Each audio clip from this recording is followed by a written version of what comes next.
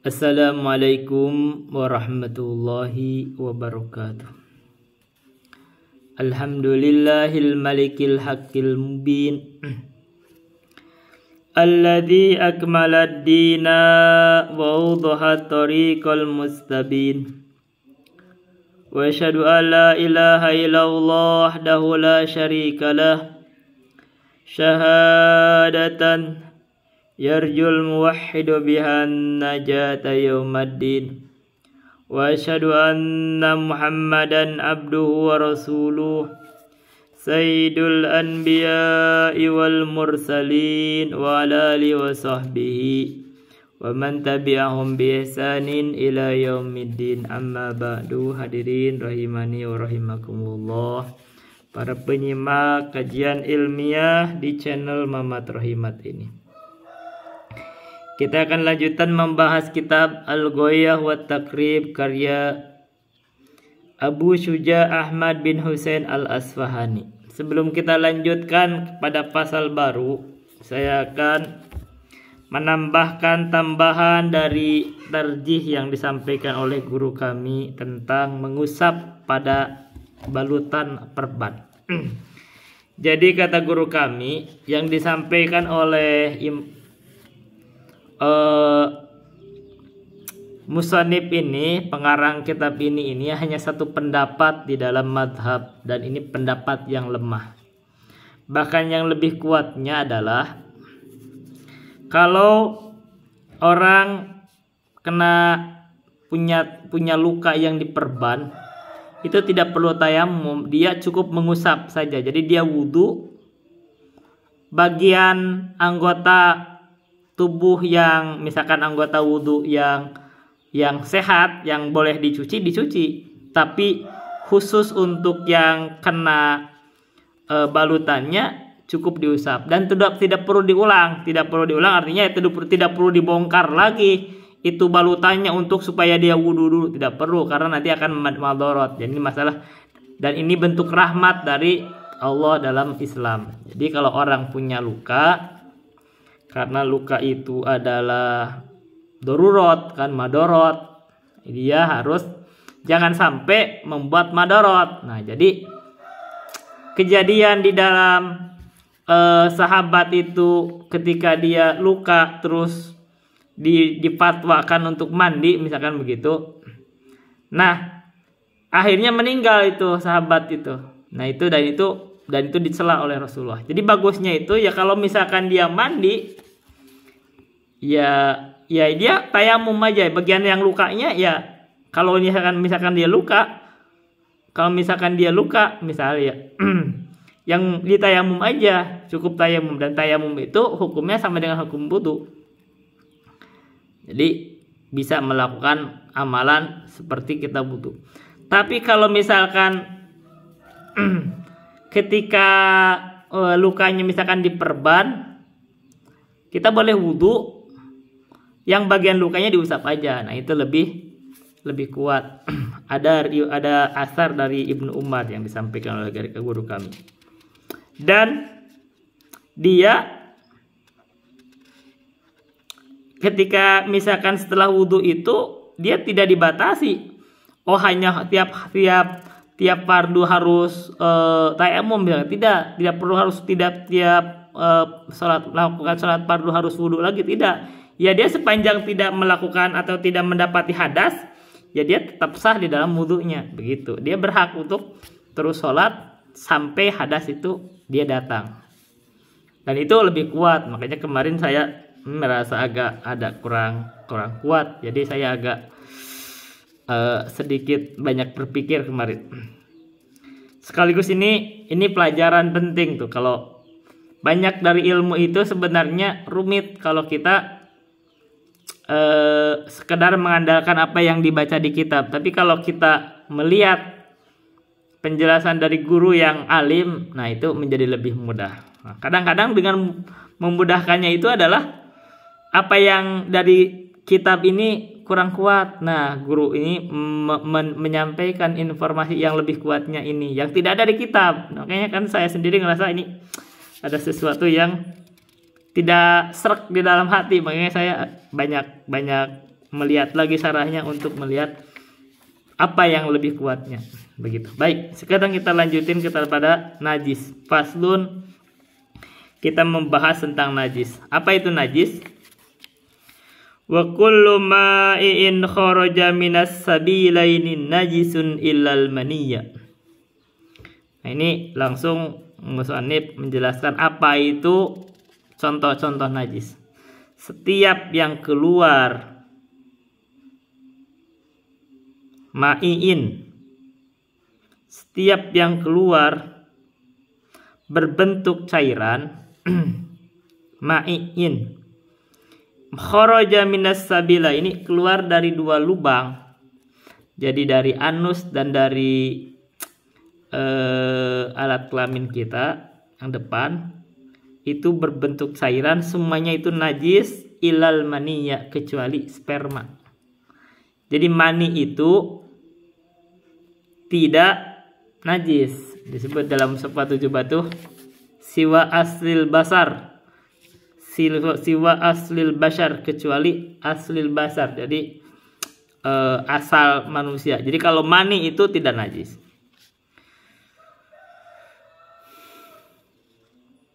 Yang kedua pembahasannya, jadi wa ghuslu jami'il abwali wal arwathi wajibun ila baulas sabiyyil ladzi lam ya'kulit ta'ama fa innahu yathuru birashil ma'i alaihi. Sekarang bagaimana membersihkan najis? Kata Syekh, wa ghuslu jami'il abwali wal awrati wajibun, membasuh semua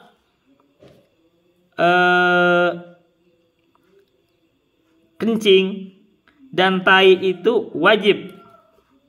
Jadi apapun yang berbentuk kencing, apapun yang berbentuk tai wajib. Nah, ini dari mazhab. Dan ini saya lebih condong di sini. Jadi kalau ada yang mengatakan air kencing kucing tidak najis, saya tidak nerima itu. Saya tidak mau ngambil.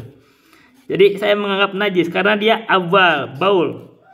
Terus tai, ada yang bilang tai ini tai kucing tidak najis, saya tidak nerima tuh. Jadi saya menganggap semua tai najis. Nah, itu. Jadi itu lebih bagus. Ini pendapat mazhab lebih bagus. Lebih merasa lebih cocok gitu, untuk merasa lebih cocok.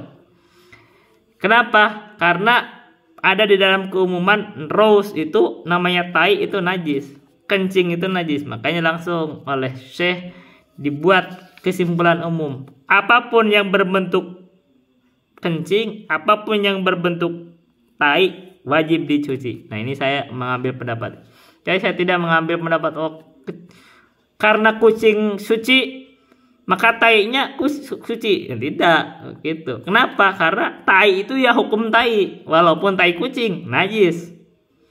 Yang suci itu kucingnya, air liurnya najis, suci. Jadi kalau dia menjilat-jilat dari kucing suci. Tapi kalau tainya, kencingnya najis gitu.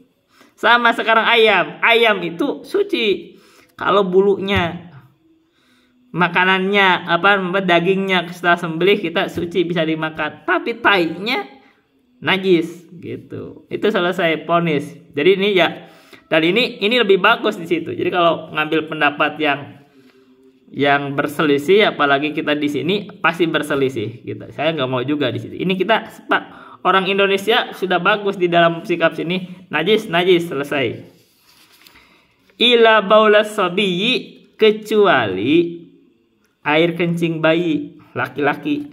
Nah, kalau bayi laki-laki itu tidak perlu dicuci, katanya. Itu disebut hukumnya yang itu mukhafafah, yang diringankan itu di dalam Safinah itu. Kenapa? Karena dia diberikan hukum mukhafafah sehingga tidak perlu dicuci, cukup dipercikan aja. Alladzi lam yakulit ta'ama. Syaratnya itu bayi tersebut, bayi laki-laki ini khusus, lam yakulit ta'ama, belum makan apapun kecuali ASI ibu. Jadi belum makan apapun kecuali ASI ibu. Kenapa tidak perlu dicuci? Karena fa innahu yathuru birashil ma'i alaihi. Cukup suci dengan memercikan air terhadap najis atau tempat yang kena najis oleh air kencing bayi laki-laki yang kalau dalam Safinah itu kurang dari 2 tahun. Oke. Intinya belum mendapat makanan selain ASI. Kenapa? Karena ini hukumnya adalah hukum najis mukhaffafah. Wala yufa an syai'in minan najasati ilal yasira minad dami wal qayhi. Nah, ini ketentuan lagi. Ini dari Syekh bagus. Tidak dimaafkan an syai'in minan najasati, dari sesuatu apapun dari najis, tidak dimaafkan. Kalau najis harus dicuci. Ilal yasira minad dami wal qayhi, kecuali yang sedikit dari darah dan qayh. Qayh itu adalah muntahan itu ya. Iya, muntahan kan? Ya, muntahan. Jadi bekas muntahan itu kalau sedikit. Muntahan apa? Muntahan manusia. Darah apa? Nah, itu. Darah manusia. Yang sedikit itu. Habis ini adalah wa ma la nafsa lahu sa'ilatun idza waqa fil ina'i wa mata fihi la yunajjisuhu. Sekarang masalah bangkai. Wa ma la nafsa lahu sa'ilatun, apa saja yang la nafsa tidak mengalir, maksudnya mah tidak ada darah sini. Lahu terhadap bangkai tersebut, sa'ilatun yang mengalir, maksudnya teh bangkai yang tidak atau hewan yang tidak memiliki darah yang mengalir. Idza waqa fil ina'i wa mata fihi, terus bangkai binatang tersebut mati. Contoh, nyamuk. Kita kira nyamuk kan? Nyamuk itu tidak punya darah mengalir ya. Itu kalau ada darah itu bukan darah nyamuk itu. Itu dari darah manusia. Jadi kalau nyamuk itu jatuh di dalam suatu bejana, ada airnya, mati di situ, la yunajjisuhu. Nah, nyamuk itu tidak membuat najis. Jadi air itu tidak membuat najis oleh nyamuk yang atau binatang yang tidak memiliki darah yang mengalir. Oke, ini paham. Ini bisa juga disebut illa maitan. Oke.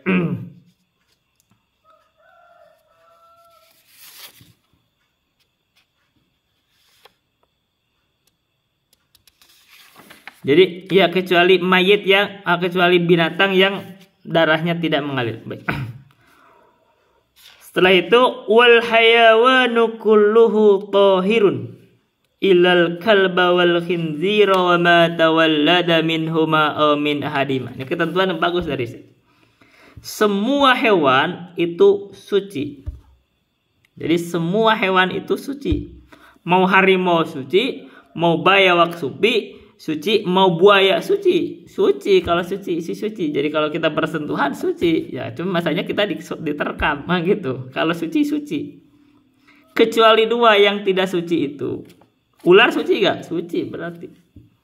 Kalau kita pegang ular suci, cuma masanya kita ini busanya. Tapi yang najis itu hanya 2. 1 khinzir ilal kalba, anjing. Yang kedua khinziro, babi.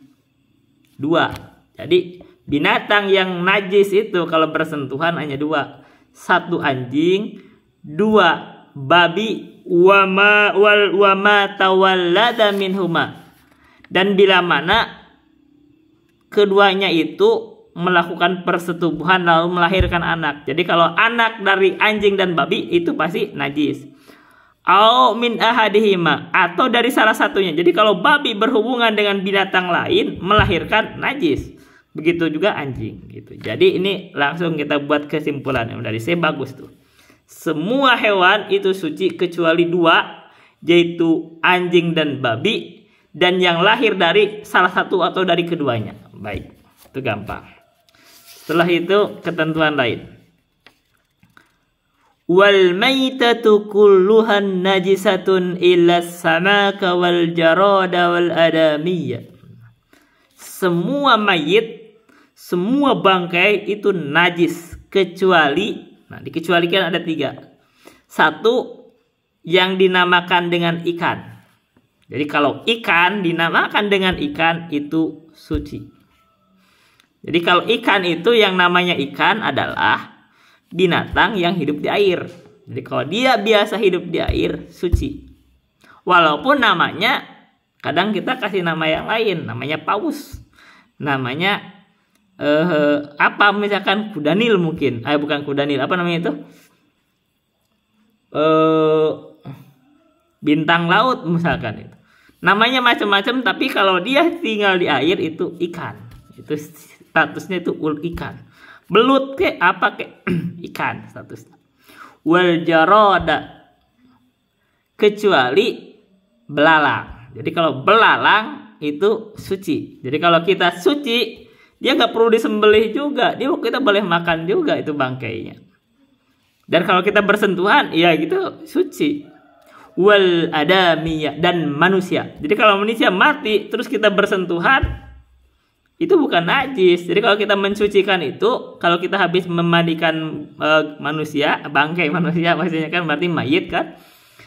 Nah, mayit itu kalau dia manusia itu tidak najis dari mayitnya, dari tangannya, kecuali memang dia ada najis keluarnya. Itu najisnya bukan dari ke manusia, nah itu dari najis yang lainnya. Tapi kenapa kita disunahkan mandi setelah mensucikan, setelah memandikan mayit? Ya takutnya ada najis dari dia, kan pasti namanya juga manusia, ya pasti ada najis di situ bercampur gitu. Tapi kalau datna manusia, apalagi rambutnya, ya itu suci. Dan ini saya pernah alamin, ada kakek saya tuh, kakek beranggapan bahwa rambut itu yang ini tuh najis katanya, itu bangkai katanya, itu bukan najis. Bahkan apalagi rambut manusia yang masih hidup, ya bukan najis. Repot banget.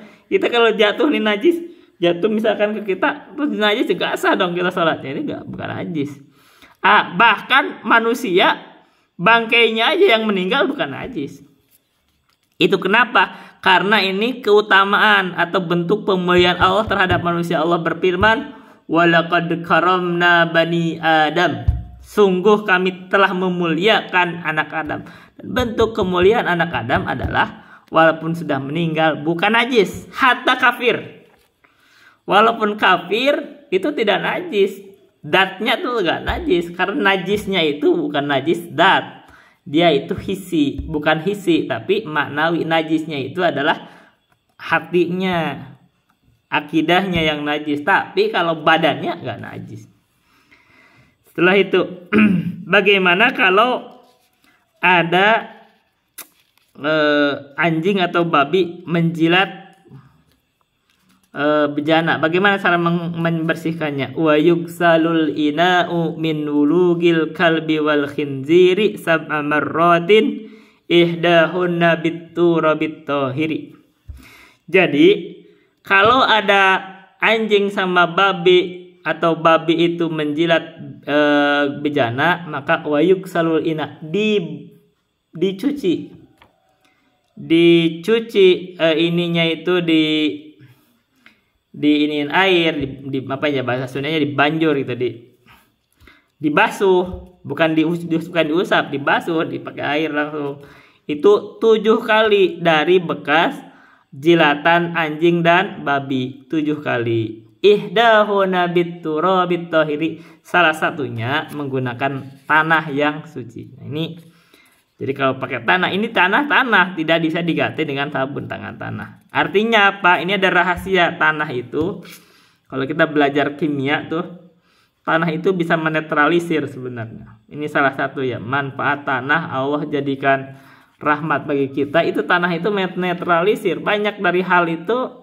Kalau kotoran-kotoran misalkan dari kimia atau misalkan penyakit, itu kalau udah masuk ke tanah, itu dalam jarak tertentu itu ternetralisir. Itu banyak mineral-mineral yang bisa menetralisir oleh tanah. Wa yugsalu min sa'irin najasati marratan ta'ti alaihi wassalatu afdalu. Nah, sekarang tapi kalau najisnya selain dari bekas anjing dan babi atau dari salah satu keturunan keduanya atau salah satunya, maka cukup dicuci sekali saja cukup.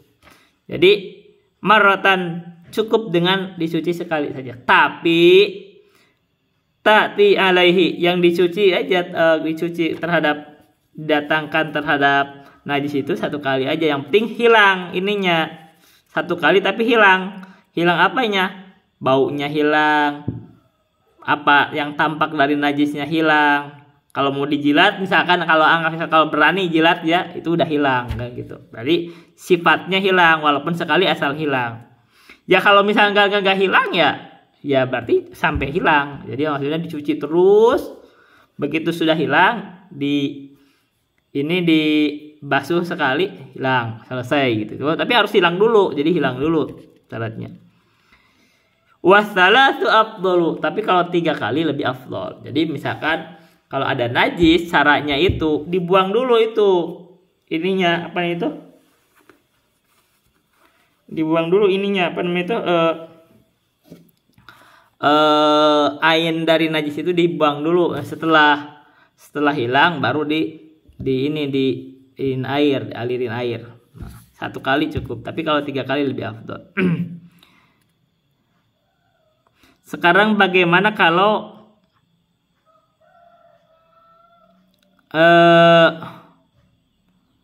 ini apa namanya itu, khamr al-muskir yang memabukkan, bagaimana hukumnya?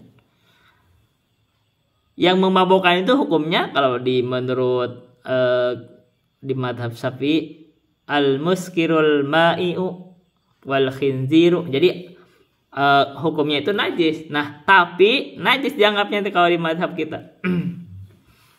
Di mazhab kita itu kalau khamr itu najis. Wa idza takhalalat al-khamratu binafsiha tahurat. Tapi khamr itu kalau dia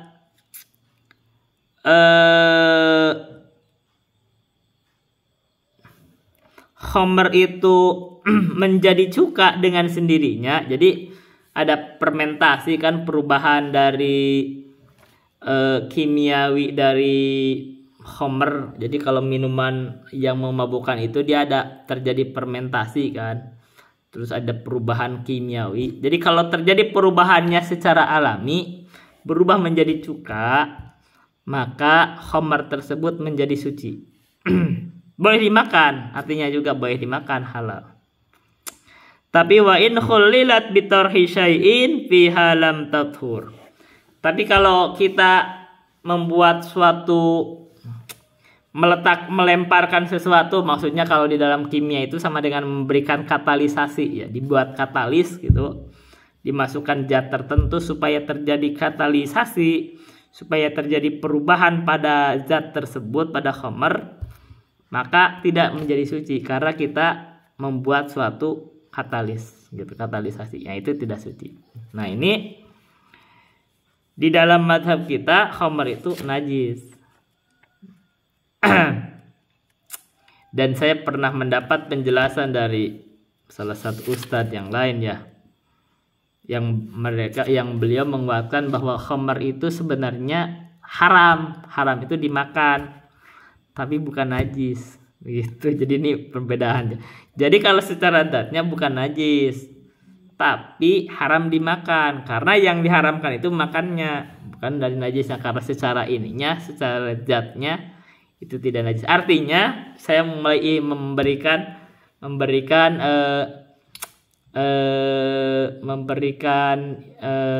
indikasi atau isyarat adanya ikhtilaf. Jadi kalau dalam masalah ini, kalau masalah khamr secara kenajisan zatnya, ini saya cenderung ke sana tuh, kalau kelihatannya itu lebih kuat. Karena khamr itu apa sih isinya? Isinya kan ini apa namanya itu, anggur misalkan, atau bahkan dari nasi pun bisa jadi khamr sebenarnya. Kalau dari ada terjadi fermentasi, atau misalkan dari kalau misalkan membuat khamr dari ini pun bisa kan sebenarnya, dari tape, dari apa kan bisa sebenarnya. Pokoknya tapi yang biasanya kan dari anggur. Tapi artinya zatnya sendiri anggur apa? Nah, suci kan? Suci. Kalau terjadi perubahan dari suci ke suci, dari najis ya. Nah, ini kalau ada yang menguatkan suci secara zatnya ya saya cenderung ke sana. Ini kan asalnya dari anggur. Bukan dari babi gitu loh. Ini asalnya itu dari anggur, dari sesuatu yang suci. Tapi suci secara zatnya, tapi haram dimakannya karena membuat mabok. Jadi masalahnya membuat maboknya, bukan masalah ainiyahnya itu najis atau tidak, bukan masalah di sana. Masalahnya memabokkannya, karena dia memabokkan maka tidak boleh dimakan. Bukan berarti kalau bersentuhan jadi najis. Nah, jadi atas pendapat itu saya sih cenderung menganggap ini kuat. Beda sama kucing. Jadi kalau kucing dianggap suci, ya kucingnya bukan najis, bukan tainya. Jadi kalau tai kucing ya najis karena dia tainya ada terasa juga bau segala macam, dan kita ngerasa, saya tidak mau ngambil pendapat kalau orang menganggap itu kagak najis, ya saya nggak mau, saya tetap najis. Tapi kalau untuk homer, kalau misalkan bersentuhan, misalkan homer, ini ya homernya yang diharamkan kan makannya karena memabukkan. Tapi kalau kena kulit kan nggak bikin mabok, terus kenapa bisa disebut najis? Nah, itu masalah. Jadi yang ini boleh untuk kita tinjau ulang. Itu saja dulu yang bisa saya sampaikan. Billahi taufik wal hidayah. Wassalamualaikum warahmatullahi wabarakatuh.